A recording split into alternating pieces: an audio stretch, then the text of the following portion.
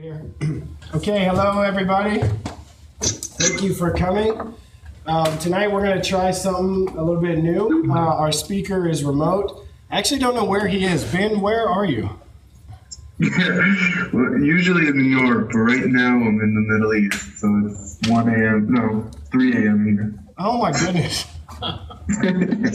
Okay, I just found that out. I had no idea I was making you do this at 3 o'clock in the morning. No, I didn't want to worry you about it. That's wild. Well, you're dedicated. Okay, so we have Ben from the Middle East will be presenting tonight, so we'll get into that in a minute. I'm Jonathan. I'm the organizer of the group. Thank you all for coming. For the past 2 months, we've had to cancel. We've kind of had some crazy scheduling conflicts, so I'm glad to be back. We haven't seen anybody since December. A couple of housekeeping things as usual. So the JavaScript Austin Meetup usually meets on first Thursdays here at the Capital Factory. From time to time, we'll meet at other places, but if you like what you see tonight, mark it on your calendar. First Thursdays, this is our little slot.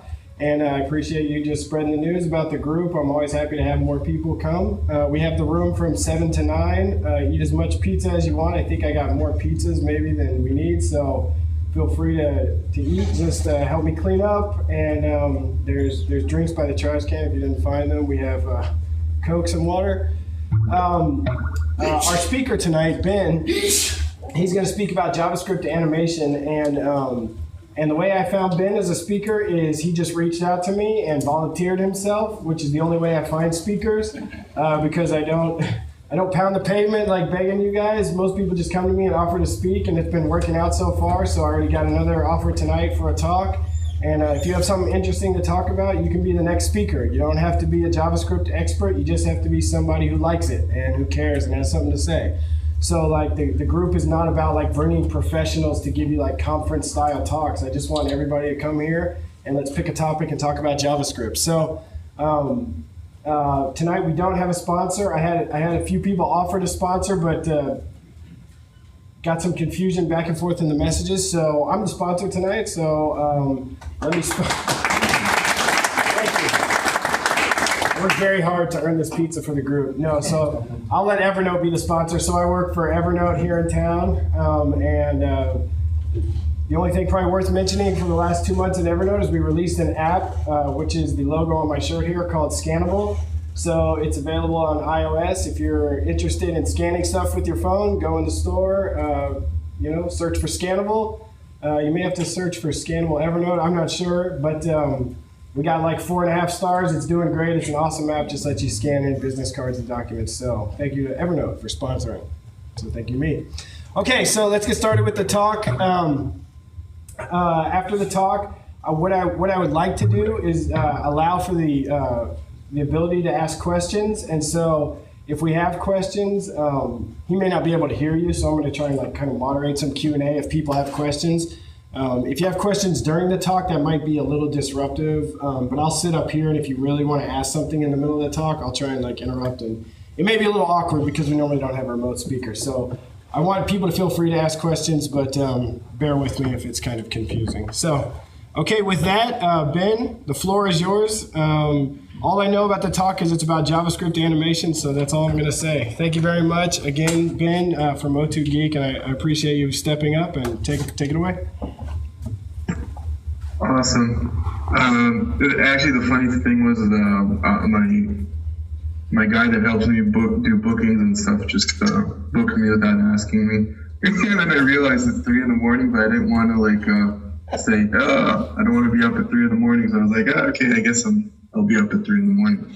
So the talk today, let's jump right into it. The talk today is really just based on, I'm staring at a wall right now, so I have no idea who I'm talking to. But the talk today is really about whatever you guys want it to be. Recently, not that far away, in December, we released at Zero to Geek a brand new massive animation bundle. It's actually 8 courses. 4 of them were dedicated to JavaScript, 4 of them dedicated to ActionScript. And they go really in depth into the world of JavaScript animation, where level 1 is about learning JavaScript in general, level 2 is about learning how to animate, and then level 3 is about how to animate really, really wickedly. Now, throughout the speech, like I'm just gonna go and really walk through samples and kind of explore it with you guys, and you are more than welcome to just send me on Twitter. I have my Twitter running at the same time. If you have a specific question as I'm talking, feel free to send me a message on Twitter, or if I'm talking too slow, let me know, I'll talk faster. If I'm talking too fast, let me know, I'll talk slower. It's hard to tell because I don't know who's in the room. If you want to download the source files and play around them with me, then just go to this link, hyperurl.co/02, and you can download the URL. All right, so I'm gonna go ahead and I'm just gonna start. I'm gonna assume that you all know what jQuery is, and it's really just to save us on typing. So we have your jQuery, not one of the later versions of of jQuery. And we're also incorporating TweenMax, which is an animation library available by GSAP, which you could find at greensock.com. And literally, if let me just go there for a second in case you guys don't know GreenSock. Do you guys know GreenSock? No. Yes. Yeah. No. Can you hear anything anybody's saying? Yeah, I hear it. Yes, no. I can even control the volume, so awesome. So I'll give you a quick recap of what GreenSock is. jQuery, everyone knows, it's like that platform that makes it life easier when talking to the DOM and doing a lot of JavaScript stuff. GreenSock is an animation library that originated from Flash until Flash became not that cool. And then they ported it over into JavaScript and actually really created an awesome animation library that is a lot better than all the other animation libraries out there, as far as I know. Much better than the functionalities that are available in jQuery. A lot of it is just this, the amount of animations you could do at the same time, the smoothness of it, the simplicity of it, and it's also incredibly intuitive. So without further ado, literally when you go on to jQuery, JSAP, download JSAP, when you click onto it, you're going to see that you could download the files or use their CDN. And in their CDN, I want to show you, how you customize what do you download. So if I click here into customize, you'll see that, and I'm going to lower the volume because I'm hearing a lot of noise. All right, so when you go into those source files, you'll see that they have a default configuration which has these 3 files. But literally, you could go ahead and just select whatever files you want, and then it's going to tell you what file do you need to load from their CDN. In general, like the lowest, smallest is obviously TweenLite, but TweenLite doesn't enable you to do CSS animations automatically, and most animations demand you to have some CSS functionality. So those are really the 2 files you would have to load if you're using TweenLite. Versus TweenMax, which TweenMax encompasses inside of it most of the features available in the library. We're going to go ahead throughout this training use TweenMax just for the sake of simplicity, so we don't have to load up different plugins at the same time. But in a real world application, you probably would choose TweenLite. The functionalities of them are more or less the same, besides the fact that TweenMax has encompassed in it more features, which you could then load into TweenLite. But they don't come in by default inside of them. So let's get started. Let's start animating. And what I want to do is I'm just going to go ahead to the sample that I have right here. And because I'm working with TweenMax, all I really have to do is figure out what do I want to animate. So for example, if I want to animate, let's say the full content of that slide that I'm looking at right now, all I really have to do is approach that specific slide and start animating it. So in this case, if I just look into my source files for a second, I'll see that my slide is sitting in the class slide. So all I really have to do, and there's only one of those slides, so I could just approach the class directly.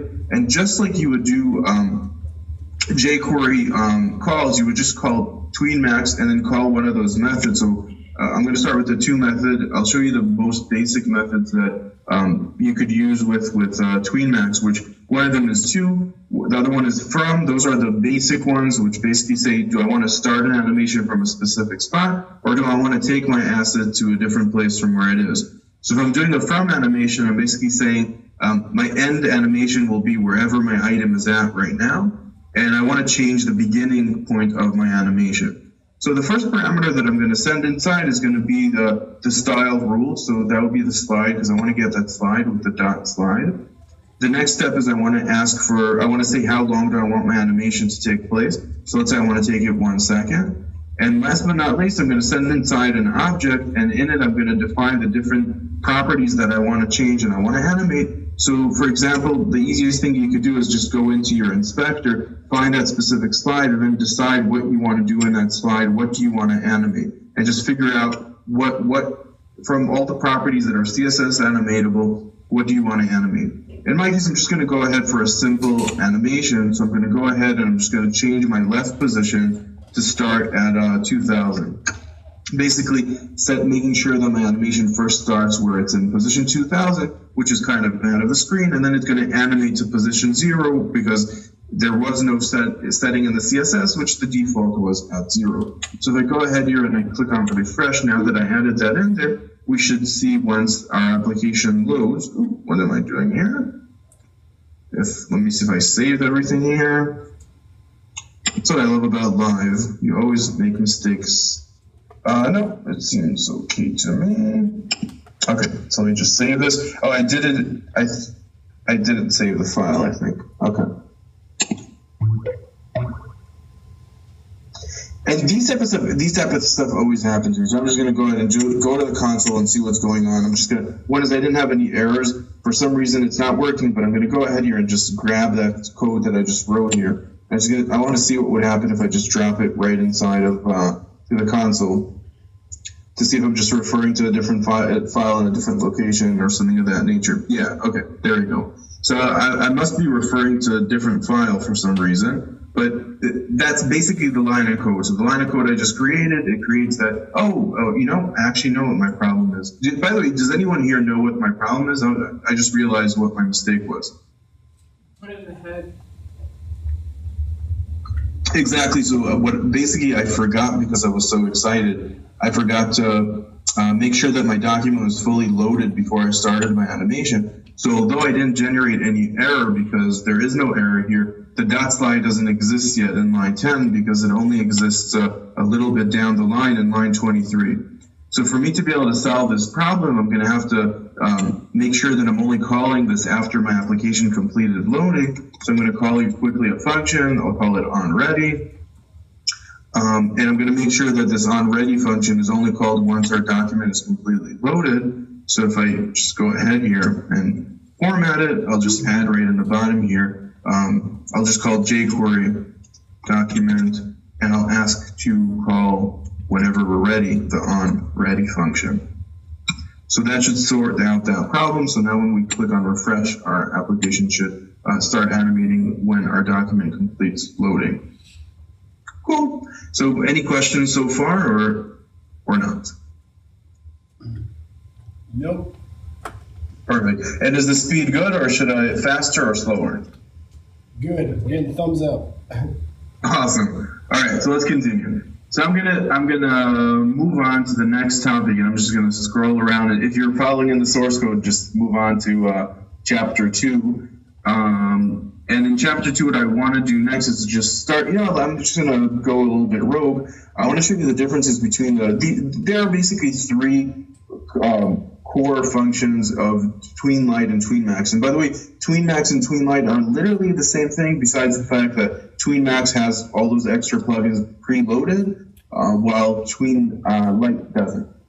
So we saw the from. I want to show you also the to. So I'm going to go ahead here and just copy, and I'll just comment this out. And the to command works basically the same way. The only difference between the to and the from is that the to takes us to the destination that we're going to go to, starting from where we are currently. So if I go ahead and refresh my application again, you'll see the difference now is we're going to start from where we are currently, and then it's going to animate to that destination wherever we're sending it to. I want to look at just one more of those combinations, and the last one is from to. And as you probably guessed, the from to enables you to decide both the starting point and the ending point. So the first parameter will be the starting point, and the last parameter will be the ending point, where I could set it to be, again, left, and I'll set it to be 0. Let me just move that stripe up. So, but for the from to, contrary to the from, just has an extra parameter where you have your starting point and your ending point both sent as object as the third and the fourth parameter. So if I save this and I revisit my application and click on refresh, we're going to see something incredibly similar. But now we have a lot more control over where we're going to, where we're coming from, and we could do, and it doesn't have to be based on the current position of the item at the current given time. Now, going back and looking into the animation library, one of the, any CSS rule that you put here would work just like you would with jQuery, but beyond that, you could also send in jQuery objects directly. So if you already have a jQuery object or an HTML object, a DOM object for that matter, you could just send them as the property. It doesn't have to be a string. It could be a string, a jQuery object, or a DOM object. All of them would work. All of them are fine. All right, so I want to look at a few more, those core functions. So we saw the basics of the to, from, and from to. I want to show also one more which enables you to quickly change and modify content on the fly without an animation. So it's basically like the animation, but as if we set the animation duration to be 0. So although we could do this, which will basically say I'm going to set it without any timing to our animation, and I want to push, let's say, to position 100 at a certain point. I would do a 2. And in that case, an animation without an animation, because I set the position using a 0 for our timing, then I pushed it to 100 pixels immediately as soon as our application loaded. But if we want to, some people use the to directly, or you can use the set, and then there is no timing parameter, and you just set the position directly. Anything that you could configure in CSS, you could send through this object as well. So we talked about the four major properties, really the four major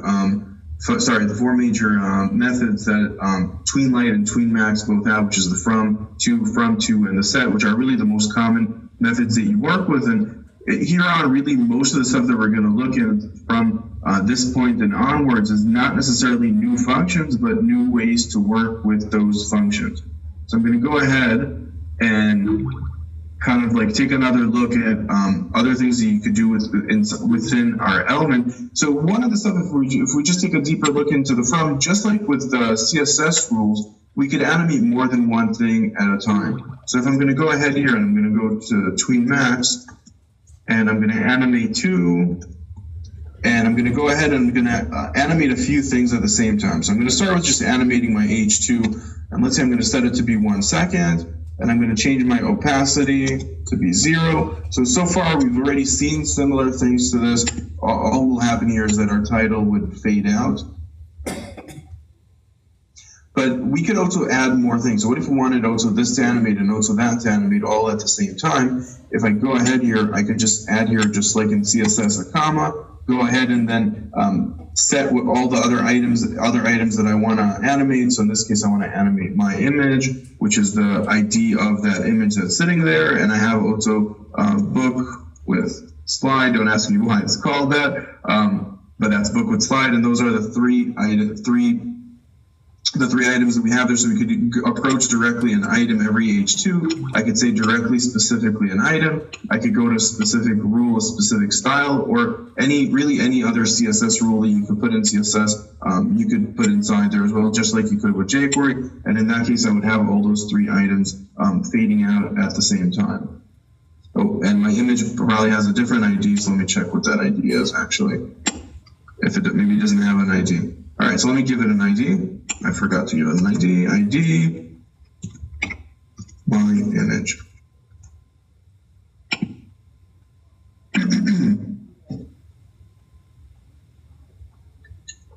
Perfect. So at this stage, we created all these 3 animations. Now, what if we wanted to create a delay? We don't want it to animate immediately as soon as our application begins.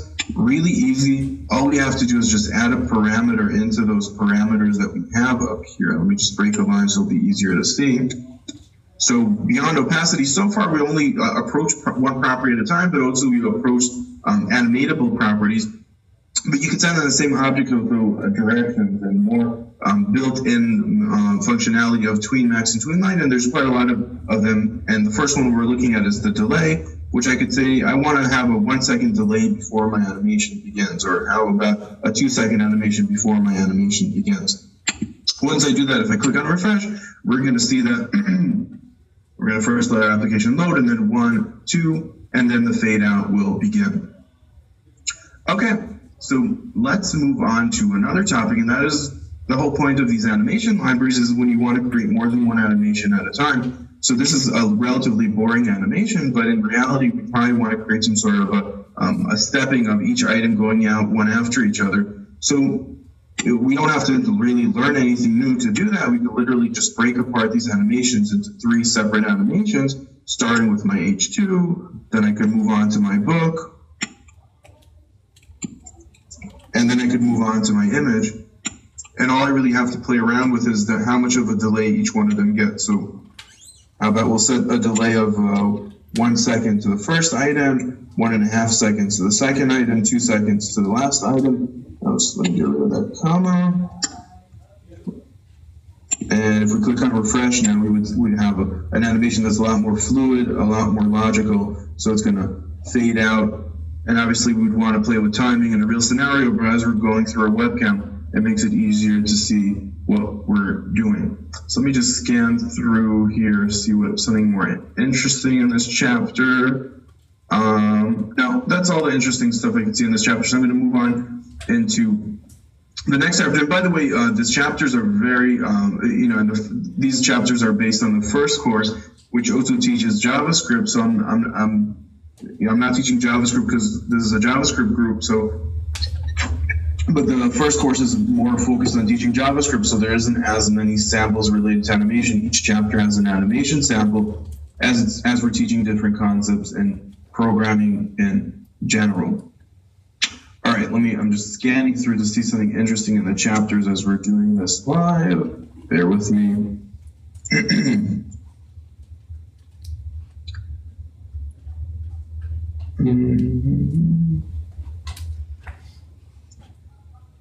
Okay, I'm just going to go on the fly here because I can't really see something that's catching my eye. Unless someone has a specific question, I'm just going to go ahead and go on and show you different controllers that you could do to these animations. So right now, all our animations are incredibly simple, so it's easy for us to fade all of them out at the same time. But what would happen if we want to have something happen once the animation completes? We want to start something new, like another animation. The easiest way to deal with that is to just add a callback inside of those parameters, and I'll just have here an on complete, and I could literally just set a function that would be called. So I'll set this, let's call this next step, and create that next step function. And in our next step, let's just do a console.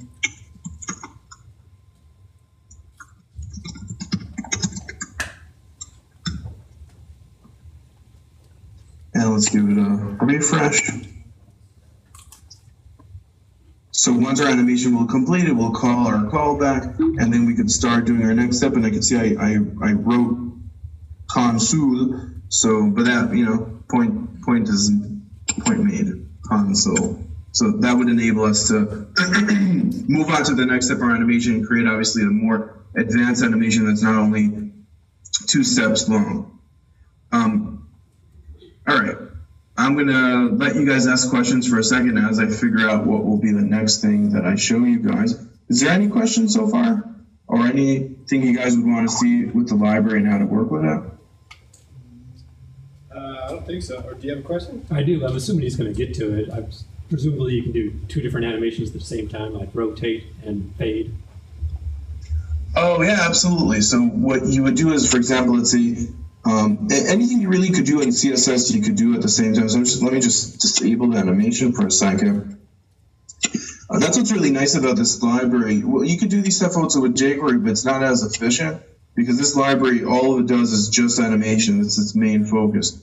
So I'm going to go ahead here to programming better is better. Let me look at the elements.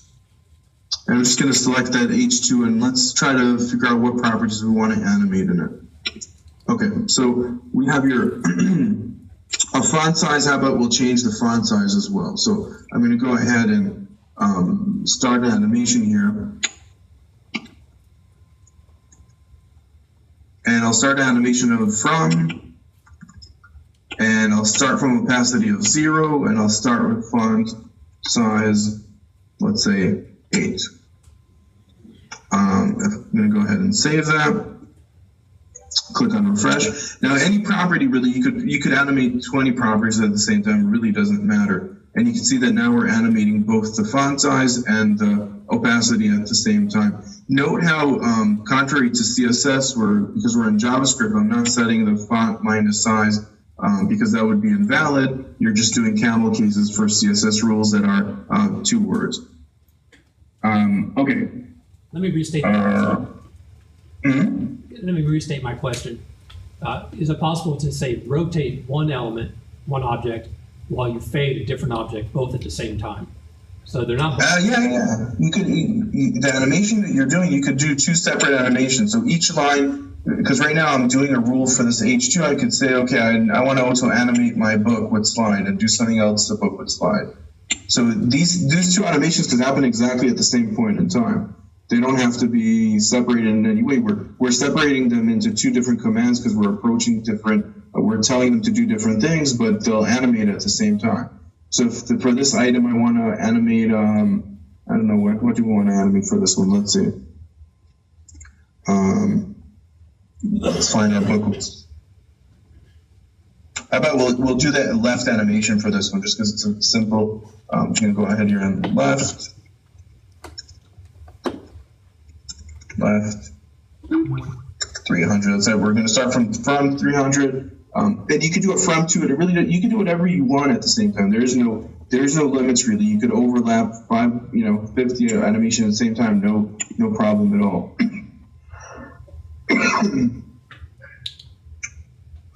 Oh, and I don't know if this actually this one I don't think that I set the CSS to enable it to move the left position. I'll just do the full slide itself. I'll move the full slide as I'm doing it.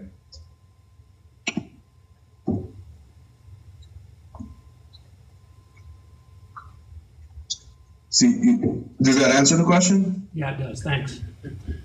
Awesome. All right, let me think here. I got a question for you, Ben. So, yeah. Like he asked about rotate, for example. Is there any like higher level stuff as part of that library that lets you just like say call a method called rotate, or do you need to actually know how to rotate stuff with CSS in order to rotate something, for example? That's a great question. You could definitely do rotations, but you do need to know CSS to be able to do interesting animations. There are no wrappers. Deliberately the animation library itself is very agnostic. It doesn't have a function that's called rotate, but it does have, for example, I just got let me just find it. I just got from Jag, the guy that created the library today, just a few interesting samples that they were working on. Let me find it, which was one of those. Let me see if I can move it onto my screen somehow. Oh, one of those crazy links. Okay, I'm gonna just Twitter. I'm just gonna Twitter myself.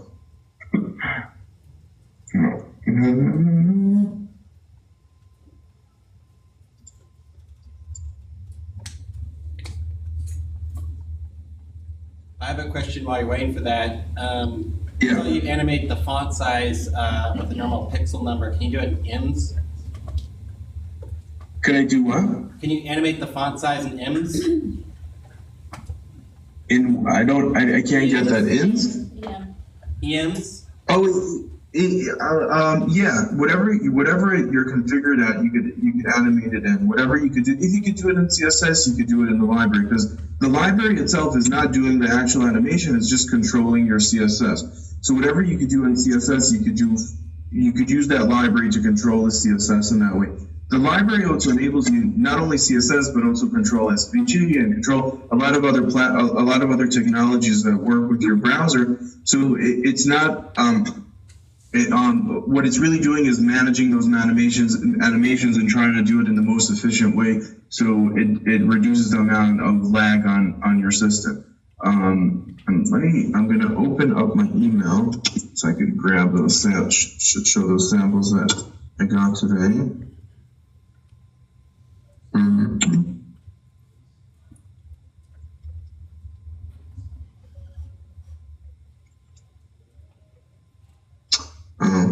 Right. Okay, never mind. All right, I'll just continue a little bit, and then what I'll do is I'll upload a sample. You know what? Oh, actually, yeah, perfect. I'll just go ahead here that's probably the easiest way to show these type of stuff. In the GreenSock site itself, they have a really, really great animation sampler that you can actually see the snippets as they're being created as well.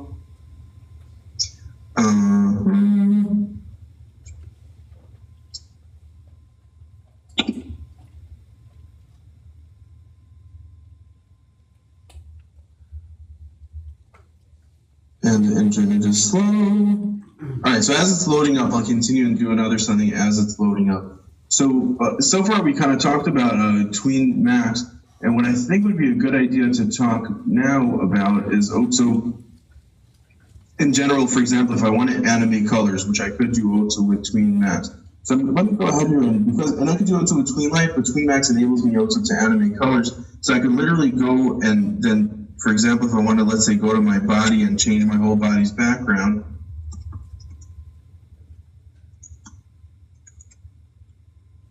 I just jumped for no reason. Let's say the animation will take 1 second. I'll set my background. And I literally could just send in a color. So let's say I'll just go for, and let's give it a try and see what happens.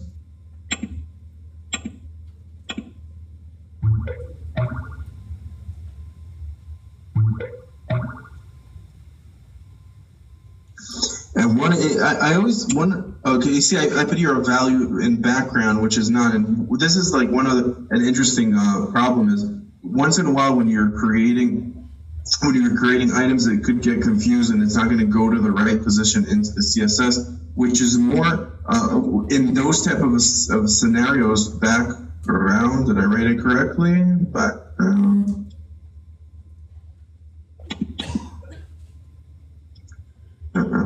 Well, anyways, in these type of scenarios, which could definitely happen, you could literally just say, I meant CSS, I didn't mean a different property, and you're basically reinforcing and letting the library know so it doesn't, because basically the library is configuring it on its own. Do you mean CSS? Do you mean an attribute of the item that's on the stage right now? Because you don't only have to animate CSS, you could actually animate anything. So if I go ahead and I animate a property of my HTML that has a number on it, so just, for example, this image has a width, I could also go to that image width and change its width. So if I was in that image, I'm going to go ahead here just to show this if already we saw that, and I go to that my image, I don't have to only animate CSS properties. I could animate also the properties of the div and CSS at the same time. So my image, and in those type of situations, sometimes you can have some sort of a confusion. So width, so if I set here my width, and let's say I'm going to animate from a width of 10, and just refresh here and click on refresh. And notice how my background here is a different color. We definitely changed our style, but what happened here in the process is we didn't get back to, we changed our background color, but one of the problems that we're having here in our CSS after we changed our color was we're not going back to the original because we did a to and not a from. Because we did it all these stuff at the same time and my computer is a little bit slow right now, then we didn't see all that animation and going on. So I'll put here a slight delay. Let's put here a delay of 2 seconds, making sure that we'll be able to see it. And notice also it's really important that you don't put your delay inside of a sub object inside of the object rules. So I have here the CSS rules. And I only put that up there because it didn't work, but 99.9% of the time, whenever you put a property of CSS, it will automatically work. Sometimes, once in a while, it might think that it's one of those properties of the item itself because you can animate the item itself. And in those scenarios, I would just say, hey, I actually meant CSS, and I could override and make sure that it works. But in general, usually you don't need to use it. If I click on refresh here, we'll see that we first have the light background. those animations complete, and then we're moving on to that darker background. Okay, let's see if our samples here, if the examples are up already. That's loading up, perfect. Now, one thing that in our case, because we're our animation, because we set the background and we send in something that's not really, we send something that's not really a number, but instead of that, we send inside something that is an actual string. Not every property TweenLite automatically recognizes and says, oh, this is a background color that you're trying to affect. If we would go ahead and instead of setting the CSS rule, just literally explicitly said that it's not a background image, it's a background color, then we would actually be able to see the animation of the color going through, because TweenLite by default has a plugin, which is a color plugin, that enables for us to see that color's transitions. So we'll go ahead here and click on refresh. We should hopefully see that transition taking effect. There we go. So I hope you can see it now. So you saw the difference when we were approaching the background directly. One, it didn't recognize it as a CSS property that it knows how to animate, because a background could be also a URL. It thought it might be maybe a property of the HTML itself, then it tried to approach that one directly. But once we explicitly told it that we wanted to animate the background color, we could see that the animation of the color itself took on, and the library recognized and realized that we wanted the color itself to animate as well.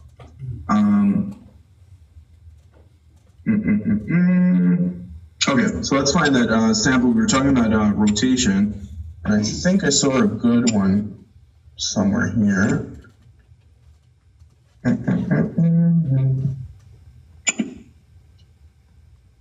So I'm going to show you the one that's in the green sock club. It's not exactly the rotation, but in general, every rotation you could, if you know how to do it in CSS, you could do it directly in the library. It doesn't need any special parameters or anything special. But if you're in the green sock club itself, which is their yearly, almost everything in the library is completely free, besides a couple of items that really save time and are really cool.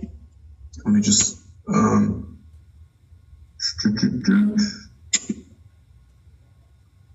and so one is the draw SVG, which is really awesome, which enables you to basically control SVG elements and draw in their outlines as one of their paid features for club members. Another one is the Physics 2D, and everything you do with the Physics 2D library, you can do also without it. But the big difference between the Physics 2D and not Physics 2D is animations that are done with Physics 2D don't have a specific endpoint and start point, but instead of that, you approach them and talk to them in relative notions like gravity and pull and angles and stuff of the nature, and you just give it time. So it's kind of like a different way of doing the animations, and it's really, really cool. But that's also part of the club features. And the throw plugin, which is also a club kind of thing, enables you to throw things around. Oopsie. I'm using a touch screen, so it's really hard to recreate it, but you can see how it's flying on the screen. But I saw here, I remember that, where was it? I believe I saw that in their samples just earlier today. A really nice dial that you could turn around. Oh, one of the stuff, and right by the way, the throw. That what? It was right next to the throw grid. It was right next to it, like to the right. Oh, really? Yeah. Oh, there you go. There you go. So it's not. These are stuff that are like not in the CSS natural. Thank you so much.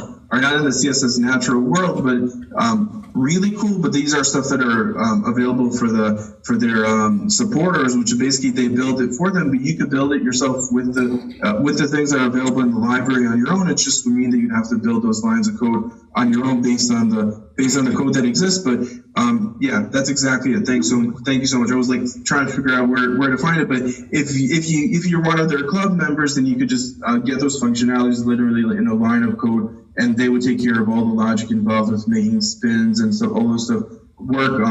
from an object perspective. But with that said, every CSS property is animatable, so you could definitely animate CSS properties. So, for example, if now that we're done with that and we finally found that, let's go ahead and try to rotate something. So I'm going to go ahead to this image, and let's try to find what is the CSS property right now that will enable me to rotate it. So if I'll just find my image here for a second.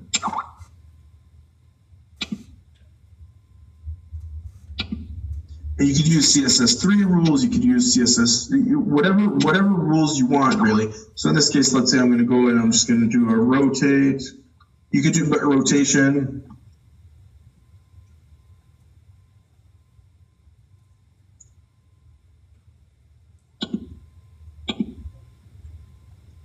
Just like on the fly, trying to figure out rotation. Was it rotation? I always forget the CSS rule names. I think it's a transform, right? Or yeah. Transform.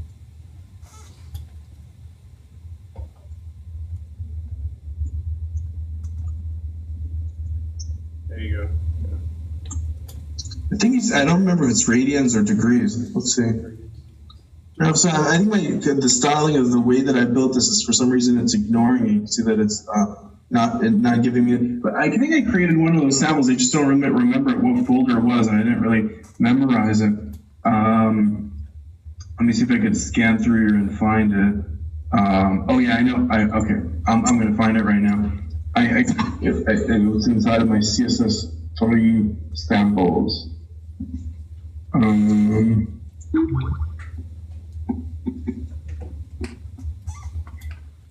But it will still animate like a transform property, even though the value is not strictly like a number. It's like it's a string, you know, of different transforms. Yeah, absolutely. And it's a string, but also a lot of the properties are strings. But you would send them as properties, and as long as you're filling the properties and you're telling it where you want it to be and where it's from, then the animation library on its own will figure out how to get it from point A to point B. Okay, so let me think what I want to do next.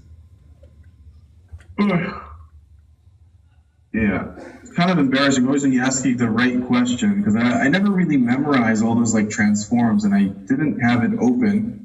And because I didn't have it open now, I'm like stumbling to try to figure out where it is on my other computer right now. But it's definitely doable. I just didn't memorize it. What did you type? You typed transform? Yeah, I didn't like that. Yeah, and I'm not like, especially when it comes to CSS, I always have like a cheat sheet. It's not one of those stuff that I try to memorize. Okay, so I'll just continue to show you more of like the controls and you could do with the animation library. And I want to move into another something which is basically eases. So far all of our animations basically looked more or less the same because they basically did the same thing, they had the same time. But one of the best features of animation in general is when you could actually give them a little bit of personality and give them their own kind of their own swagger. So the way you would do that is literally if we go into our when you try to select and I'm just going to go into the documentation so you can see and so I can see we can pick which ease we want to use. So that would be docs. And in our documentation, I want to go ahead and just pick an ease and show you a different ease. So let's say we'll do a bounce ease, which is going to be you could do a bounce ease in, a bounce ease out. I'm going to literally all I have to do is if I'm going to animate to, I'm going to take, or I'm animate from, I'm going to take my, let's say the whole slide and wrap it around in a string. I'm going to set the animation to be 1 second. I'm going to say, let's just do the left just to keep things simple. I'm going to start from 2000. And I'm going to set an ease, basically, instead of using the default ease, I want to use an ease that's called bounce. And I'm going to have an ease in. And literally what I'm doing is I'm sending an ease function, so you can create your own ease functions, but more chances are that you're just going to open up the documentation, and you'll see between those 22 eases that are there, you could pick whatever ease you want. There's quite a lot of different eases, and they're really, really cool. So I'm going to go ahead and just do the bounce here for a second, and we'll just see the bounce in action. A bounce ease in. And if I click here and refresh, we should just have the slide moving in, and hopefully it'll be visible. The bounce itself hopefully will be visible, which is happening as we're easing in, so I'm going to do an ease out. And let me just also add here a lot more time to our animation so we can actually see it, and it'll be easier for us to see it also remotely.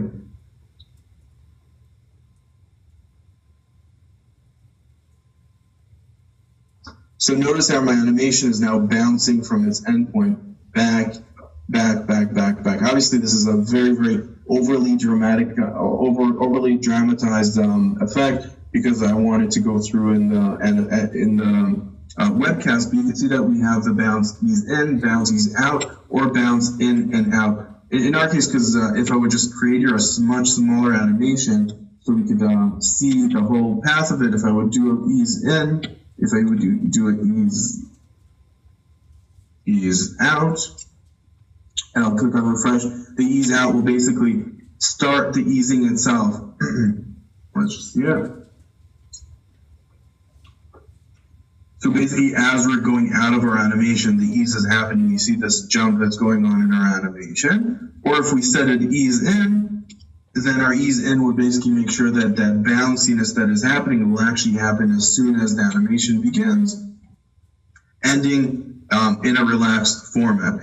And if we wanted to, we could have done both, and if we would have done both, we would do it at ease in and out. Ease in, out. And in that case, we would have an ease both inwards and outwards, and the effect that we're trying to create would be then highlighted both in the beginning and in the end. Now, obviously, that's just the bounce, and there's a lot of different eases.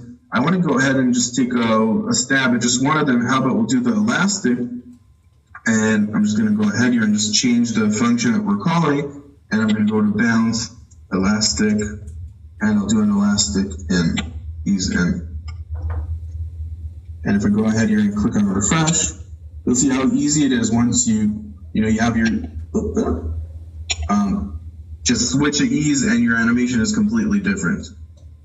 So in this case, what's happening is a bounce, contrary to elastic, a bounce basically, if this is our endpoint, a bounce will basically hit that point and come and ricochet backwards and forth as if it just hit something. Versus a bounce is more like a rubber band where our endpoint, it will just kind of toggle back and forth between it until it reaches its final destination. So if I change it to be and ease out so we could see what I mean.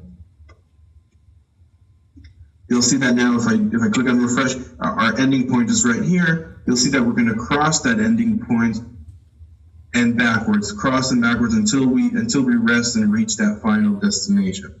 Okay, so that's really the basics of eases.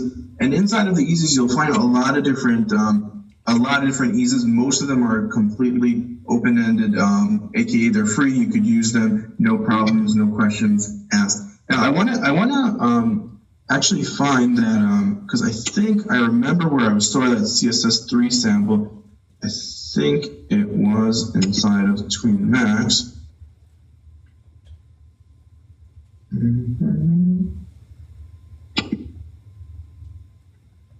So you can see also there is a plugin for directional rotation, by the way, so it's, it caught my eye. By default, this plugin is automatically added into our object. So here you go. That was, memory failed me, but we have your sample that's basically showing it as it is. Beautiful. So basically, because I'm using Tween Max, it's automatically added into my library by default. So I don't have to preload it at all because I'm working with Tween Max. And then, for example, with these directions, you can see that I can do a clockwise, counterclockwise, a short, long, which basically short means that it would take the shortest destination versus if I just said, if I didn't do short and currently we're at minus 180, then it's really going to travel through those 400 plus degrees if we set it to be short, that it's just going to take the amount of time it would get it to get to that specific spot. So let me just go ahead and create that rotation, and you can see that using this plugin, then I don't have to use any fancy CSS to create my rotations, and the library itself will figure out where and how it's going to rotate it based on what is the most less cumbersome way on the system based on your current version of your current browser. So if we're going to do that 270 clockwise, and we'll just click on refresh here, we should see also a rotation going on, unless our CSS rules don't allow that item to rotate if we configured our CSS rules in a way that blocked it. But here we go. Yay, I'm so happy that it was actually solved in the end. Awesome. Now I feel better because I was like, oh crap, I just got a question and I don't remember at all how to do it. Awesome.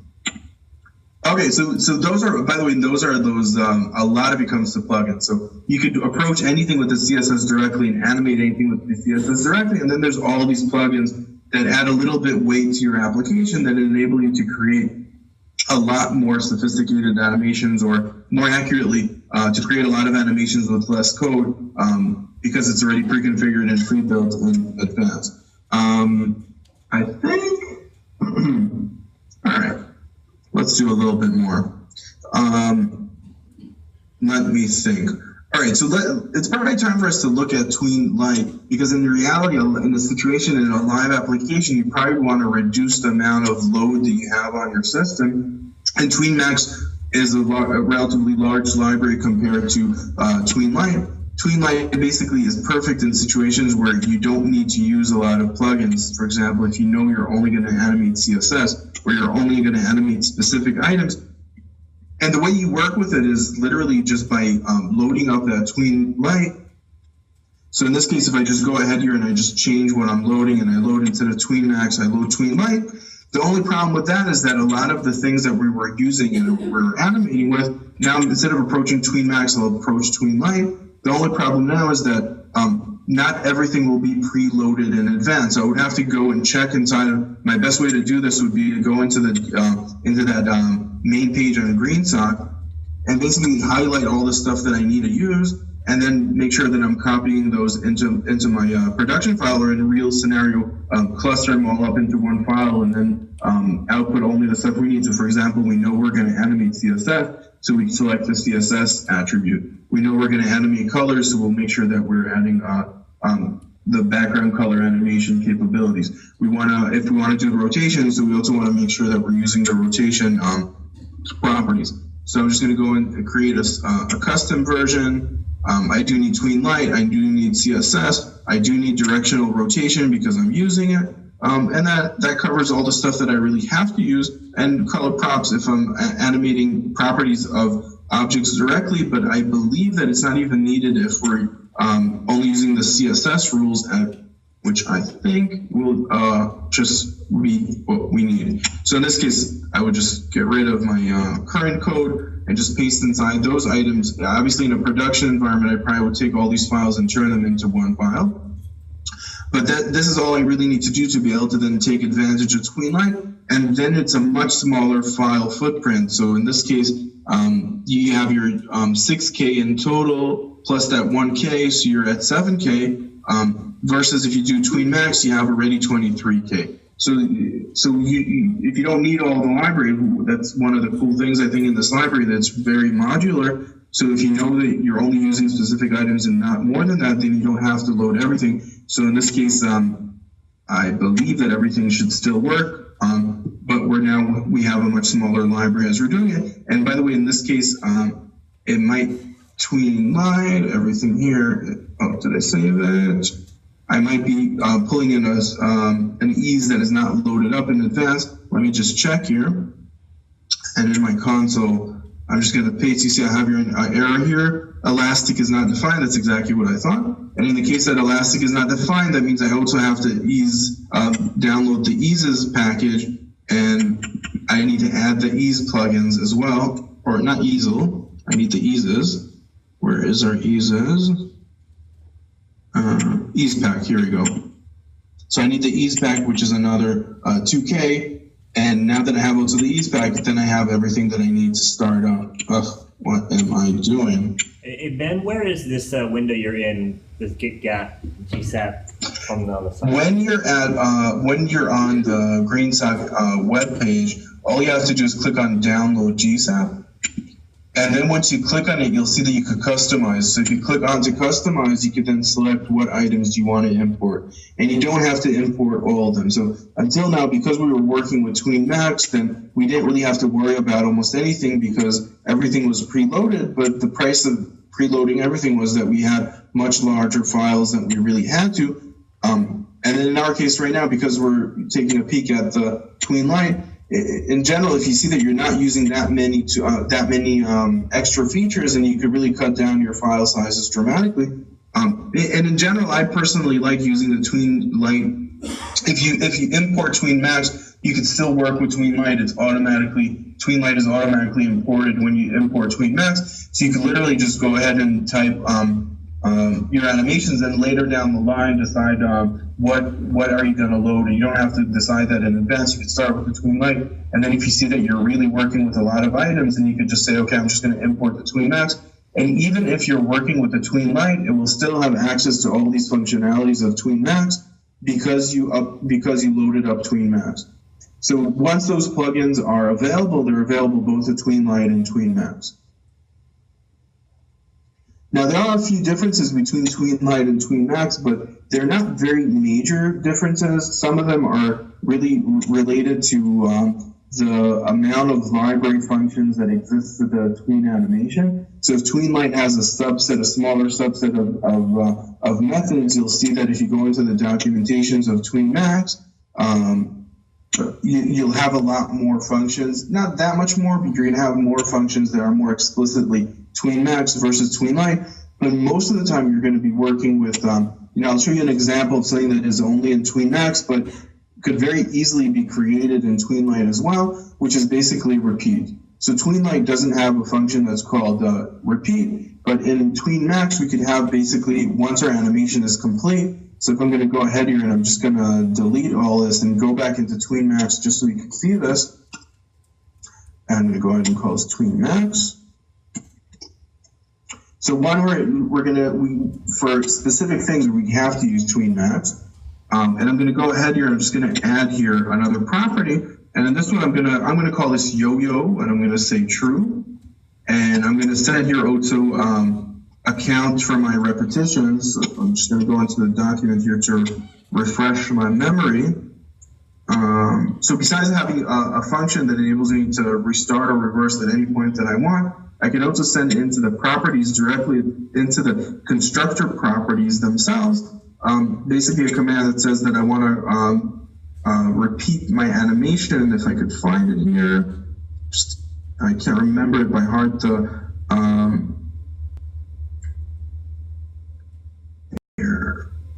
Here we go. So auto CSS, delay, ease. These are all the different rules that you could pass into the object on complete, which we've seen.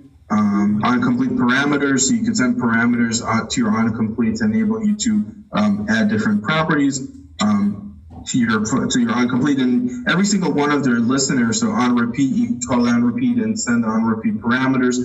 You can also define the scope. So every single listener that exists in the library has three functions. One is the on whatever the action is, on the action and an array of the parameters that you want to send in, and on and the scope, so you could change the scope, such as what will this be inside of that function. But I'm going to continue here because I want to find that specific item that I wanted to look at, and it is repeat. Here we go. So it's called repeat, and in my repeat, I could say, or by default, it will only run once. I can make it repeat forever. If I wanted to repeat forever, then I would set it to be -1. If I wanted to repeat 2 times, for example, then I would just set it to value 2. And because I set the yo-yo to be true, then it's going to, each animation is going to undo it, reverse itself, come back, reverse itself, come back. So if I'm just going to create here just a much smaller animation so we could notice it. So I'm just going to go ahead here and I'm going to go clockwise 50 degrees. And I'm not going to do an animation to the left at all because I want us to be able to see what's going on. So I'm going to go here and just going to click on refresh. you should see that now we're going to have that rotation going in one direction, and then it's going to go back to the other direction. Now, it only happened twice, even though you can see this bounce going on. This bounce is really just that bounce of our animation. So you see that we had one animation and now a second animation. Now, the reason why we have one is because our animation takes 5 seconds. So that ease is taking it a while for it to stop.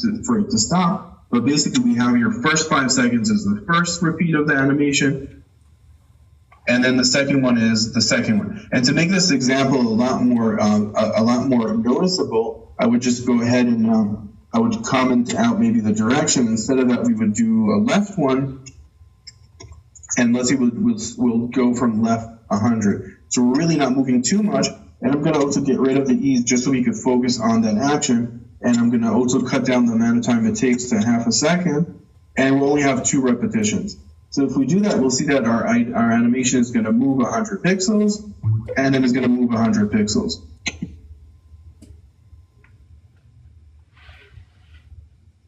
Right, that makes sense? And if we wanted to, we could have set it to be -1, and then it would happen basically forever. It wouldn't stop. Now notice also that even when we're doing this, we have like this ease going on.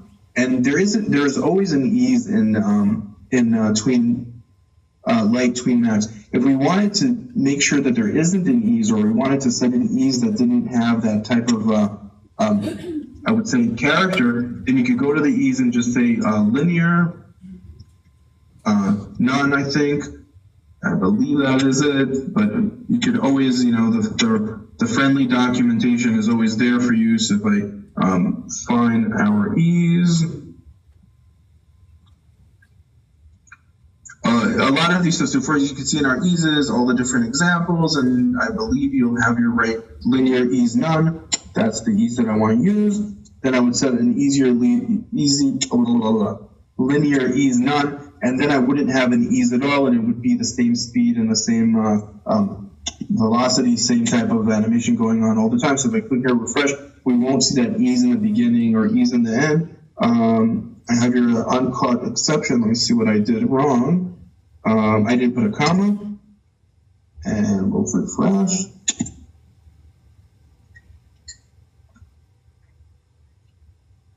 So you see now the animation is going on in the same speed. It doesn't have an ease, it's going on forever. Yeah, that's about it, really. I think I'm open for Q&A at this stage before I go to sleep.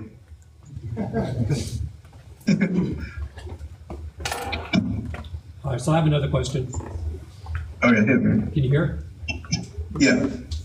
Let's say you have a really complicated animation going on and it starts to dog down the computer. Is there something you can do ahead of time to make it sort of catch up to itself, jump ahead, and skip all the animation that it hasn't done up to a certain point? Does that make sense? That's an interesting question. I haven't really had a lot of scenarios where that happened. By the way, it automatically catches on its own. So it doesn't. The animation library is based off of time and rendering. So really the frame rate of your computer would define how many frames per second you're really seeing. So if you say to it to go from point A to point B and it's going to take 3 seconds, unless your computer is really, really lagging, it's going to get to where it's supposed to be after 3 seconds, even if it means that it's going to jump in the animation. The smoothness of the animation really just depends on your system. So if I would run this animation on a really, really old machine, then I wouldn't see 40, 50, 60 frames per second. I would see much less than that. But it's more, TweenLite in general and Tween Max are based off of a timeline. And it's funny that you say that because I want to show you what that means. And let me just really quickly create a timeline, and just to save us time, let me just go into the documentation. No pun intended, saving time with timelines. And basically, so far, all of our animations were standalone items that we were building on our own. But really, and this is really the big topic of level 2, level 3 in our courses, that go really in depth into it, is in our animation library, you have also, all animations are on a timeline. If any of you ever worked in Flash or any animation library in general, a computer animation library, there's always a timeline. So in JavaScript, there is no timeline. So behind the hood, GreenSock, what they did is they built basically a timeline. And then this in Tween, in our timeline, so if I just take Timeline Max and just find one of their examples that are already pre-configured there, I'll just walk you through it and so you can see how it works. So I'm just gonna Timeline Max, let me find it. Okay, so let me just grab here one of the timelines, so we're gonna save a little bit of time. I'll just paste it right into our code. Okay. So I'll show you the simplicity of it, of how simple it is to work with it. So it's going to come all the way here. All right, so they're creating a new Timeline Max. They're setting global rules to that Timeline Max that it's going to repeat twice, and it's going to repeat, and there'll be a delay in that repetition. Now that we set the global rules for our new object, which is called TweenLite, and we created it, it's time for us to add different tweens inside. So in my case, I'm just going to go ahead here and I'm just going to create a new jQuery variable just to be more efficient if you're already talking about efficiency. So I wouldn't want to send here a string or send here a jQuery object. And let me bring that up and ask you guys why. So why wouldn't I want to just, let's say I wanted to send here, for example, the slide. Why wouldn't I just send here just this slide and literally just go ahead and send it in each one of these 3 lines? Does anyone know? Touching the DOM. That what? Hitting the DOM more than once. It's not even that one. In JavaScript, and I'm actually building right now a course for my publisher Packet, which is all about JavaScript efficiency. So if you guys are bringing it up, I'm a big believer in don't remember anything. Just have you don't need to remember anything. There's documents online, there's Google, but in this case, these are the type of stuff that you do want to remember whenever you're referring to an object. And in this case, you're not referring to an object. What you're actually doing is you're referring to a function that is going to find an object.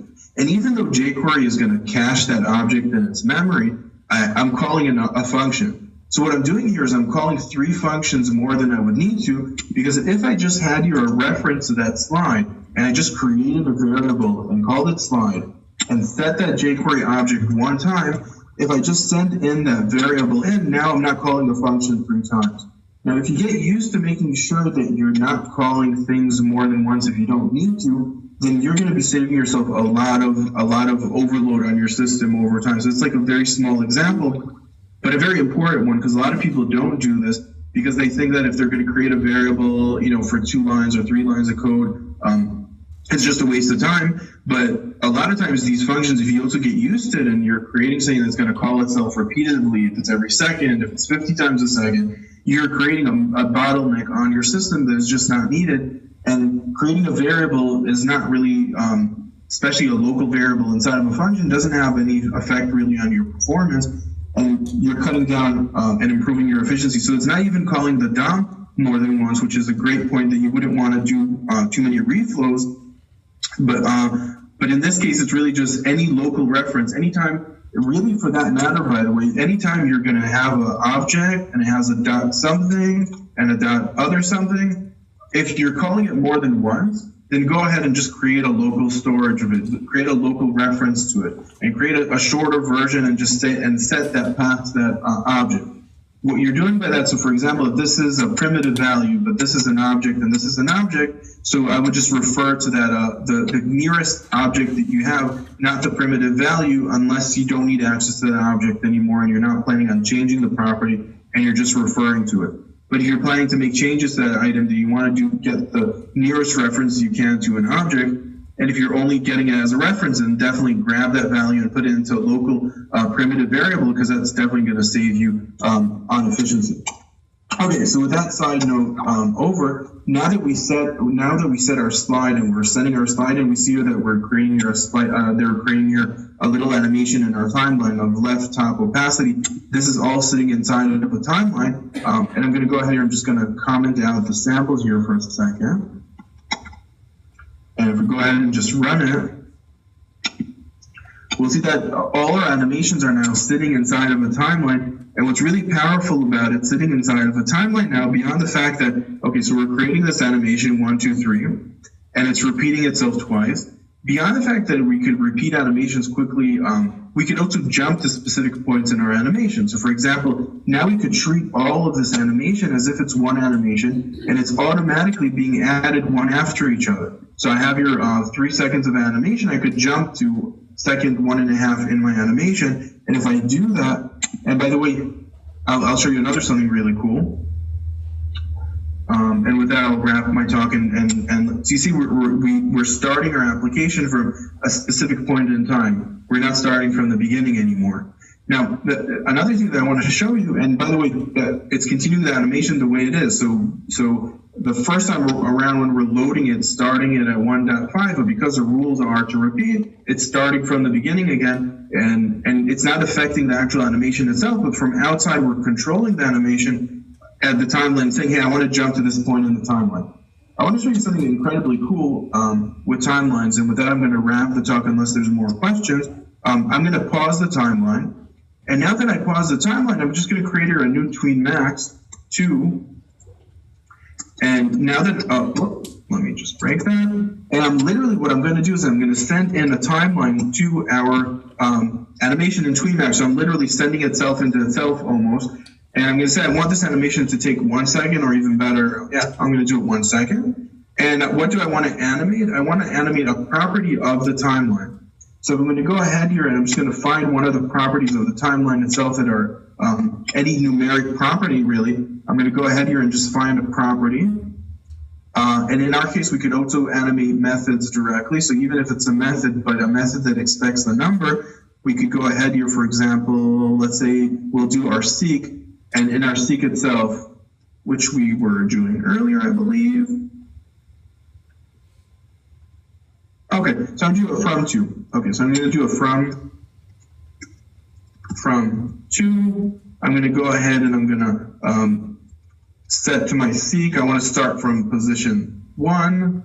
I want my end position to be in, I want to seek to position, let's say, 2.5. And literally what I'm doing in this type of logic, and let me see if it just works before I explain it, because I might be hitting the wrong property.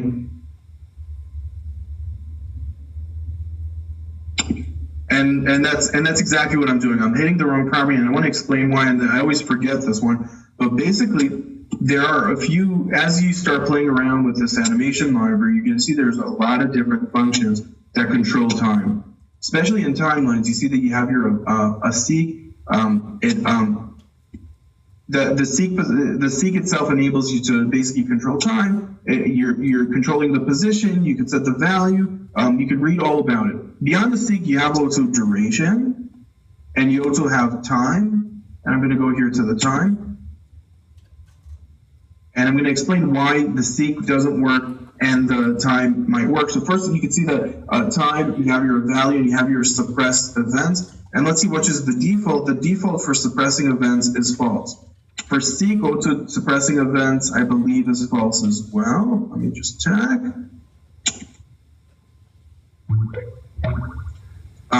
The default to suppress events is true.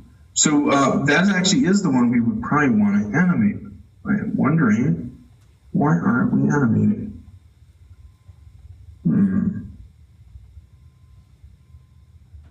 From to.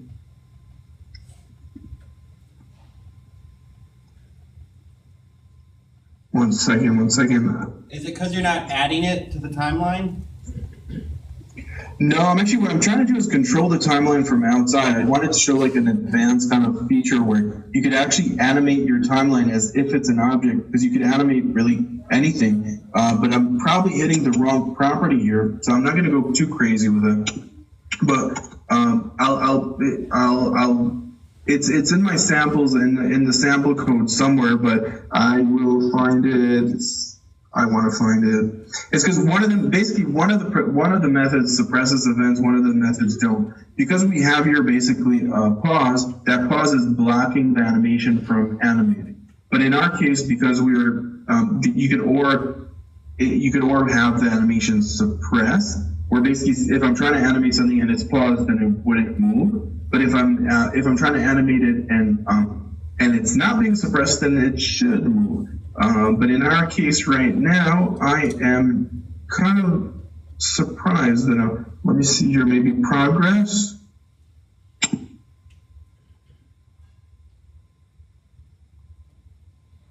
Suppress event, the default is false. Okay, never mind. I'm not going to drive myself crazy, but basically it's very, very doable. But yeah, let me try the progress. You never know. I'm going to do a 2 instead of a from 2 just to cut down on calls. Okay, so I'm going to do a 2. I'm going to go to progress 1. Basically, I want to have my whole animation completed in 1 second.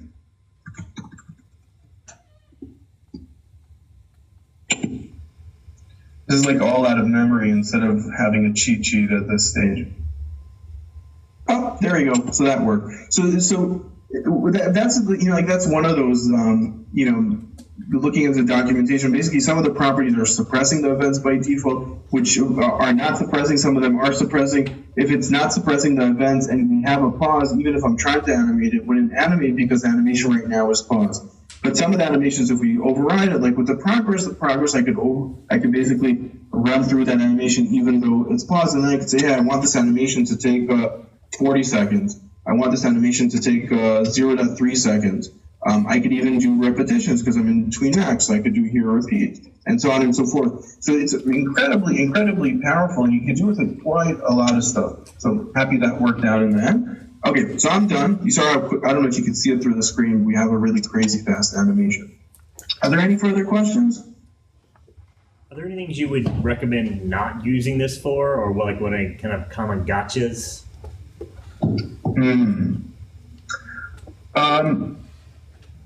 Not really, because one of the stuff that I really like about this, and one of the stuff I really like in the library is, and I would actually use it for everything. So as you start getting used to using it, not only using it for animations, but also using it for calling functions in general. And as you get used to, especially for things that are time related. So if you have a animation that finishes and then you want to have some copy that comes up and you want to have some functionality turn on, the more you lean on the library, the more efficient your code would be. A lot of it is because if you add your own intervals or you add your own logic that relates to time, a lot of times, a lot of people will have a mistake, and then you would have, and then things would go awry and go crazy. But because this library is so optimized for animation, you're cutting down on all your probably the most critical bugs or critical errors you would have in JavaScript, which are if you have basically a fed interval that you never cleared, or you have a timer that hasn't been cleared, or something that's still going on when it shouldn't go on. By putting it all into these libraries, you're really cutting down a lot of those possibilities for you to create those errors, especially in projects that are very heavy on animation. So I don't have a recommendation to say what you should avoid per se, because it also worries about reflows in general, and it tries to optimize the amount of times you're hitting your browser and changing things on the browser to be the most efficient as possible. So if you're kind of pushing everything through it, then it's going to manage it in the most efficient way that it can to make sure that it's going to run as smooth as possible. In general, yeah, so in general, I don't have a specific advice to it, because I think that's what it does really well. It helps avoid all the situations where are really hard for developers to make sure that they're not changing 50 properties one after each other on the timeline, because behind the hood, even though you're creating all these objects separately, behind the hood it's managing them all together in a very smart way. So you don't have to worry about, it's not that if you create one TweenLite it's better than creating 100, because it's all being managed in one place in this kind of like behind the scenes kind of way, making it really efficient. What are some of the differences between Timeline Lite and Timeline Max? Very similar to the differences between TweenLite and TweenMax. So in the case with TweenMax, once you loaded up TweenMax, you also loaded up TweenLite, TweenMax, and TweenLite. Timeline Lite has all the features you would expect from a timeline and all the stuff that we really looked on so far. But then extra functionalities such as repeat and yo-yo and and a full list of them you would see on the documentation itself. But it's really just more if you're going to be using, and in general, if I'll find it right here, sorry, if I have a list here, I'm inside of a specific property. Second, it should be all the way on the top.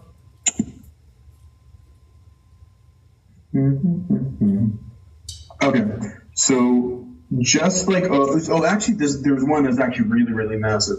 So when we're talking about the difference between TweenLite and Tween Max, it's not really big deal type of issues from a functionality perspective, besides the fact that Tween Max has pre-baked all those plugins so you don't have to pre-bake them. But beyond that, it also has, like we saw, that yo-yo and a few other features that enable you to do some more like repetition-related animations more easily without effort.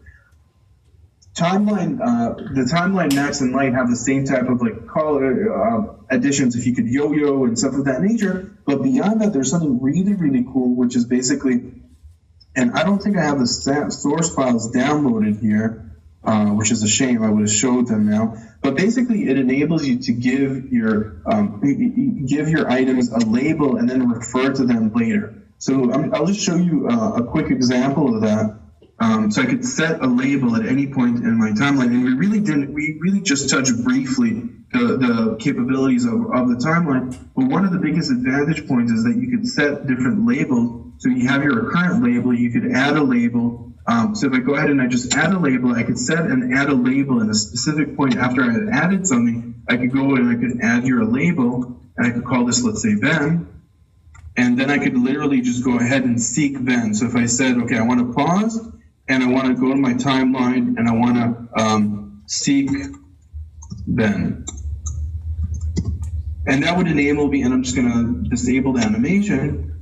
So Ben is after we moved everything just before we're fading everything out. If I go back into my application and I pause, and then I moved on to that specific item, then I should be in that specific item. And it enables me then, so if you have like this long animation, you create different labels, and then as a user rolled over in a specific spot, you could animate it to that specific point. So for example, when we saw earlier that we had those, that was creating that Tween Max timeline animations, I can also have refer to those specific points in time and then just animate them really quickly to that point, or basically have my timeline animation reverse back until it gets to that specific point in time. And so it's really, really cool, the labels. It's a very smart idea in general. And I think that's probably the most powerful thing that is only available in Tween Max, which is not available in TweenLite, which in TweenLite you could add labels, but you don't have a lot of the functionalities such as knowing what label you're in now, and a lot of other functionalities that are specifically kind of putting the meat around the labeling. So even if you're running on Timeline Lite, you could add labels, but then you can't really do anything with them after you added them. In Timeline Max, you could get access to that label that you're currently in. You can move to specific labels. It's a lot more, it has all those functionalities baked in, enabling you to have more control over your animation. How does it do on mobile? That is a wonderful question. As far as I know, from just testing between like jQuery or GreenSock, from a performance perspective, GreenSock is better when it comes to animation. Now, obviously, like when you're working with mobile devices and you have like a limited amount of memory, a limited amount of memory in general, you have to be more gentle with your animations. You probably wouldn't want to create really crazy animations on the mobile side without testing it out. But if you had to choose between jQuery or GreenSock when it comes to animation, your animations would run smoother on GreenSock. And I think they have also, and I don't know if we could, I wonder if I could see it somewhere here. They have like a page where they basically compare between GreenSock and other platforms. You can actually see live how each of them do the same exact animation. And you can see how drastically their animations work better. And a lot of it is because of that logic that we're talking about, that GreenSock it's not trying to solve everything. It's really focused on time. So it's making sure that there's only one time manager, and it's making sure that a lot of stuff that are and I don't think I'm going to find it on the spot at a second, but on their site there is like this really cool comparison that you can actually see GreenSock and a few of the other leading animation libraries out there, and how they perform one against each other. But obviously, when it comes to mobile, you always want to be the less is more in general. Contrary to desktop, that a lot of times we want to do as much as possible. But you could always control that with your JavaScript. If you're on a mobile device, just do more gentle animations, and if you would on a desktop device, if you see that there's a performance issue when it comes down to running it on mobile devices. Can you explain again what that SVG was at the beginning? Does it animate do these packages animate SVG, or do you have to buy something? No, by default, yeah, you have to buy something. By default, those are the features. What we were looking at the GreenSock is if you're supporting them and helping them build a library. I think it starts at around $50 a year. Then you would get access to those functionalities. I do actually have a course about it that I just created literally yesterday. If you go on to zerotoskills.com, you'll find the Club GreenSock features course. And if you click into the coupon code, what was the coupon code? Launch. If you click on launch, then you could gain access for free because it's a new course and we kind of like giving away sometimes new courses. So launch would give you access to that course for free for the next, I believe, 69 days. And it goes through all the club features that are only available to their paying clients.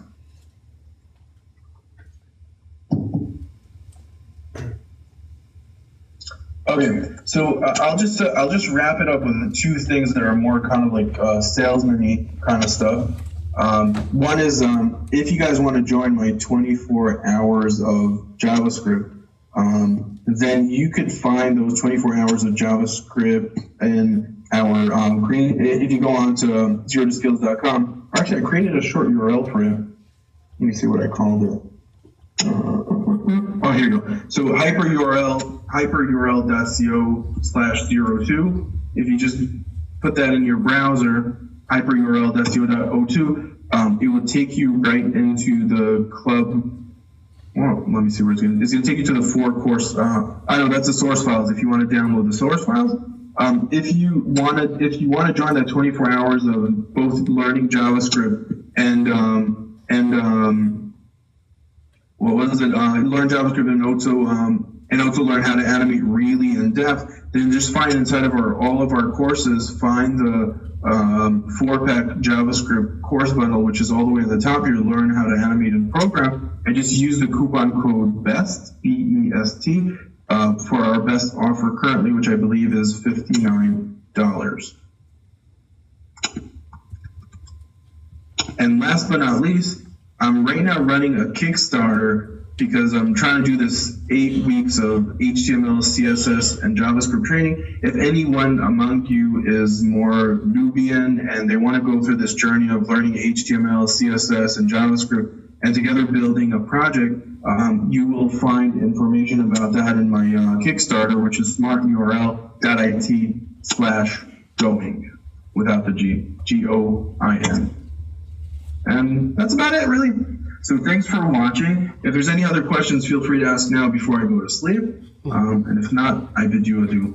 Thank you very much. Yeah, that was wonderful. I really appreciate you stepping up and giving the talk. Yeah, go get some sleep, man. Yeah, thanks. Thanks, guys. Yeah. Bye. Bye now. Bye-bye.